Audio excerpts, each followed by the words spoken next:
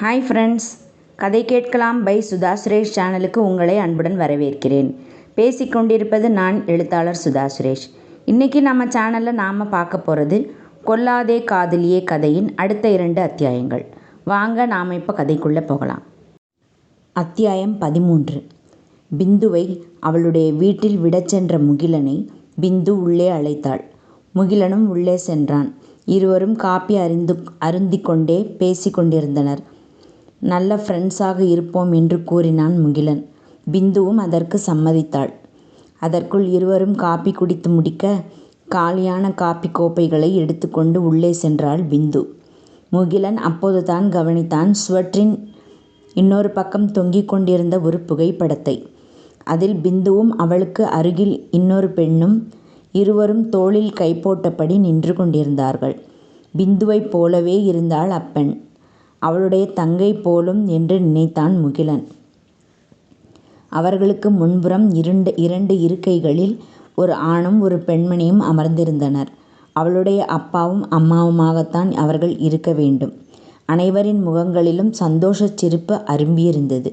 எதிரில் இருப்பவரை பார்த்து சிரிப்பது போல் தோன்றியது அவர்களை பார்த்தாள். அந்த அளவுக்கு முகம் மலர இருந்தனர். முகிலன் யோசனையில் இருக்கும் போதே உள்ளிருந்து வந்தாள் பிந்து. இவனுக்கு எதிர் இருக்கையில் அமர்ந்து கொண்டாள். இந்த ஃபோட்டோவில் இருக்கிறவங்க உங்கள் ஃபேமிலியா மேடம்? எஸ், என் அப்பா அம்மா, அவள் என் தங்கச்சி. அவங்க எங்கே? வேறு ஊரில் இருக்காங்களா? நீங்கள் மட்டும் இங்கே இருக்கீங்களா? நான் மட்டும் இருக்கேன், அது கரெக்டு. ஆனால் என் ஃபேமிலி என்று சொல்லி நிறுத்தினாள் பிந்து. சொல்லுங்கள் மேடம், ஏன் நிறுத்திட்டீங்க? அவங்க யாருமே இப்போ உயிரோடு இல்லை, இறந்துட்டாங்க. ஓ மை காட், என்ன சொல்கிறீங்க? 3 பேருமே இறந்துட்டாங்களா? ஆமாம். சொல்லும் போதே கண்களில் நீர் நிரம்பி விட்டது பிந்துவுக்கு. ஓ சாரி மேடம், கேட்கவே மனசுக்கு ரொம்ப கஷ்டமாக இருக்குது. சிறிது நேரம் அமைதியாகவே கழிந்தது. பிந்து கொஞ்சம் அழுத பிறகு மனதை கொஞ்சம் திடப்படுத்தி கொண்டு மெல்ல பேசினாள். 2 வருஷத்துக்கு முன்னாடி ஒரு ஃபயர் ஆக்சிடெண்ட்டில் 3 பேரும் ஒரே நேரத்தில் இறந்துட்டாங்க. என்ன நடந்தது மேடம்? 3 பேரும் எப்படி ஒரே சமயத்தில் இருந்தாங்க? அப்போ நாங்கள் ஒரு அப்பார்ட்மெண்ட்டில் குடியிருந்தோம். ஆக்சிடெண்ட் நடந்த அன்னைக்கு நான் என் ஃப்ரெண்ட் வீட்டுக்கு போயிருந்தேன். அப்பா அம்மா தங்கச்சி 3 பேரும் வீட்டில் இருந்தாங்க. அந்த நேரத்தில் கீழே உள்ள ஒரு வீட்டில் கேஸ் வெடித்து ஃபயர் ஆனதில் வேகமாக எல்லா பக்கமுமே பரவிடுச்சு. ஃபயர் வண்டி வந்து தீயை அணைச்சி எல்லாரையும் மீட்டுறதுக்குள்ளே எல்லாருமே கருகிட்டாங்க. யாரையுமே காப்பாற்ற முடியலை. ரொம்ப கொடுமையான விஷயங்க. ஐ ஆம் சாரி. இதெல்லாம் ஞாபகப்படுத்தி உங்கள் வருத்தத்தை ரொம்ப அதிகம் ஆக்கிட்டேன் இல்லையா? Sorry madam. அப்படியெல்லாம் ஒன்றும் இல்லை சார். இதெல்லாம் நீங்கள் ஞாபகப்படுத்தினாதானா என்று பெருமூச்சு விட்டவள், அப்போ இருந்து நான் தனி தான். எனக்குன்னு யாருமே இல்லை. என் வேலை, என் வீடு, அதை விட்டால் சொந்தன்னு சொல்கிறதுக்கு யாருமே எனக்கு கிடையாது.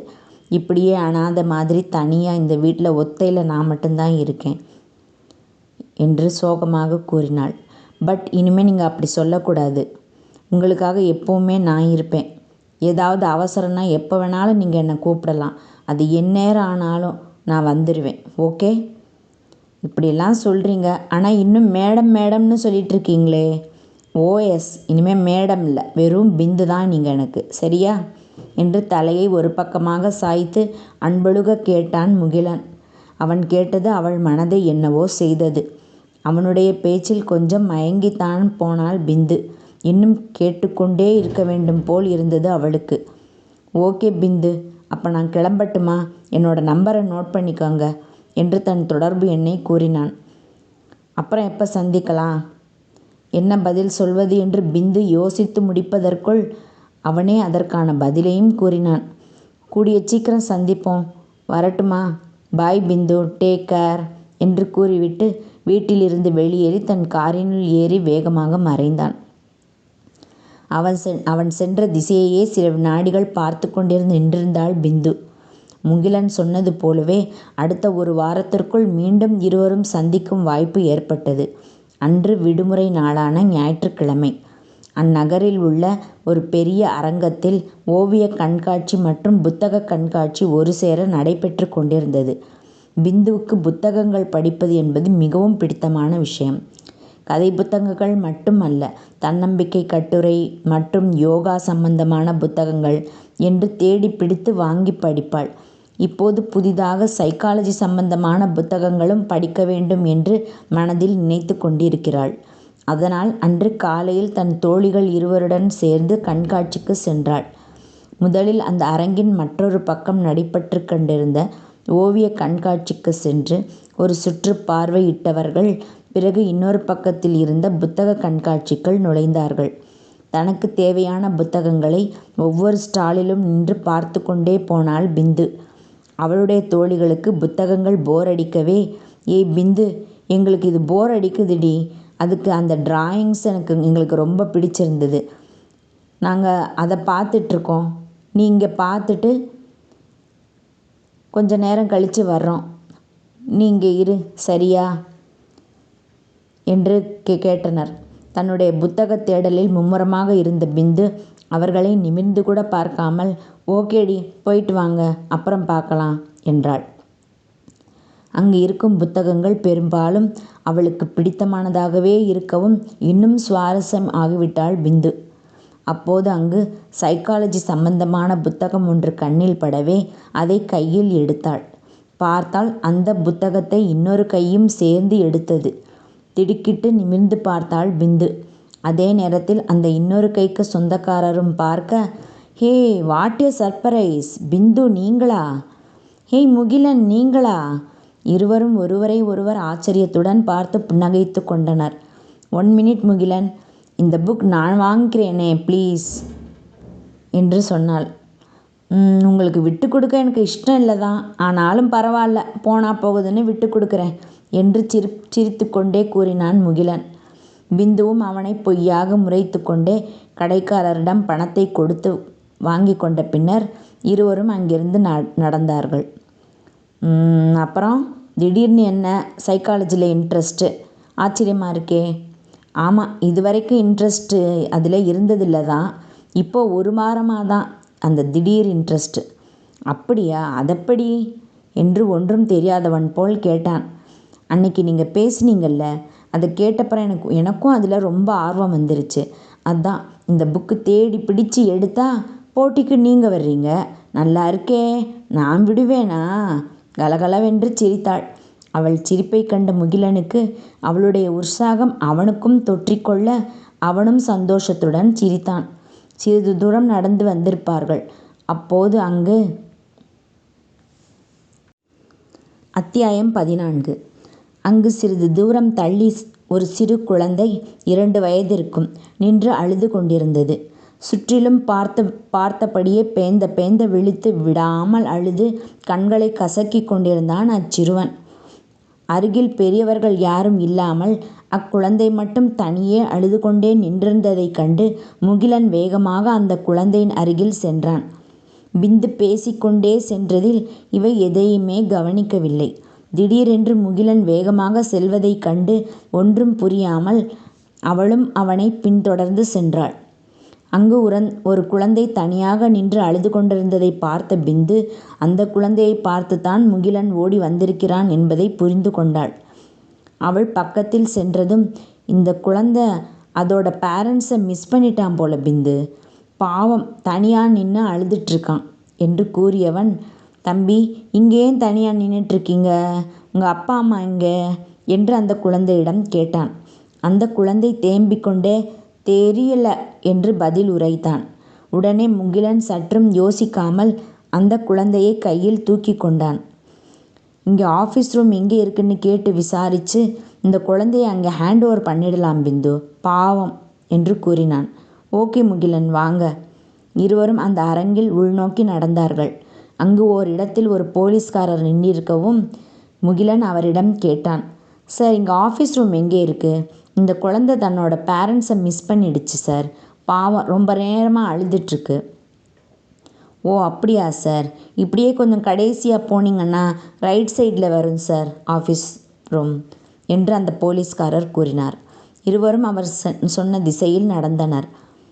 ஏன் தான் சில பேரண்ட்ஸ் இப்படி அலட்சியமாக இருக்காங்களோ, குழந்தைங்களை கூட்டிகிட்டு வந்துட்டு இப்படி அவங்கள சரியாக கவனிக்காமல் இருந்தால் யாராவது திருட்டு பசங்க கண்ணில் பட்டு குழந்தைங்களுக்கு ஏதாவது ஆச்சுன்னா என்ன பண்ணுவாங்க? இப்பெல்லாம் என்னென்னமோ நடக்குது, ஆனாலும் திருந்த மாட்டேன்றாங்க என்று ஆதங்கப்பட்டவாறு நடந்தான் முகிலன். பிந்துவோ அவன் செய்யும் ஒவ்வொரு செயலிலும் கவரப்பட்டு ஆச்சரியத்துடன் பேசாமடந்தையாக ஆகியிருந்தாள். மௌனமாகவே அவனுடன் நடந்து கொண்டிருந்தாள். அந்த குழந்தையோ முன்பை விட அதிகம் அழ ஆரம்பித்திருந்தான் பயத்தில். ஆஃபீஸ் அறையை வந்தடைந்தனர் இருவரும். உள்ளே நுழையும் போதே கவனித்து விட்டனர். ஒரு இளவயது ஆணும் பெண்ணும் நின்று அங்கு இருந்த அலுவலகரிடம் பதட்டத்துடன் பேசிக் கொண்டிருந்தனர். அந்த பெண் கண்களில் கண்ணீருடன் இருந்தாள். சார், ப்ளீஸ் சார், கொஞ்சம் சீக்கிரம் சார் என்று கெஞ்சிக் கொண்டு நின்றிருந்தாள். கொஞ்சம் இருங்கம்மா, நீங்கள் குழந்தையை கூட்டிகிட்டு வந்ததும் இல்லாமல் அசால்ட்டாக இருந்துட்டு இப்போ அவசரப்பட்டா எப்படிம்மா என்று கோபத்துடன் கூறிக்கொண்டிருந்தார் அந்த அலுவலகர். அதற்குள் இவர்கள் உள்ளே நுழைந்ததும் முகிலனின் கையில் இருந்த குழந்தையை கண்டதும் அந்த பெண், இதோ என்னோட கவின் கண்ணன் என்று கூவினாள். அந்த குழந்தையும் தன் தாயை கண்ட சந்தோஷத்தில் அம்மா என்று சொல்லிக்கொண்டே அவளிடம் பாய்ந்தது. இது உங்கள் குழந்தையா மேடம்? ரொம்ப நேரமாக அங்கே நின்று அழுதுட்டு இருந்தான் தனியா. நான் பார்த்துட்டு கூட்டிகிட்டு வந்தேன். ரொம்ப தேங்க்ஸ் சார். நாங்கள் ஒரு கடையில் நின்று புக்ஸ் பார்த்துட்டு இருந்தப்ப என் மனைவி கையிலேருந்து கீழே இறங்கிட்டான். அப்புறம் ஒரு 2 நிமிஷம்தான் இருக்கும். இறங்கின குழந்தைய காணோம். ரொம்ப டென்ஷன் ஆகிட்டோம் சார். நாங்கள் கூட்டத்தில் இப்படிலாம் தனியாக விடலாமா சார்? அவனுக்கு என்ன தெரியும்? தான் பாட்டுக்கு நடந்து போயிருப்பான். நல்ல வேலை நாங்கள் பார்த்துட்டு கூட்டி வந்தோம். அதுவே யாராவது திருட்டு பசங்க பார்த்து கூட்டிகிட்டு போயிருந்தாங்கன்னா என்ன சார் பண்ணுவீங்க என்று கேட்டான் முகிலன்.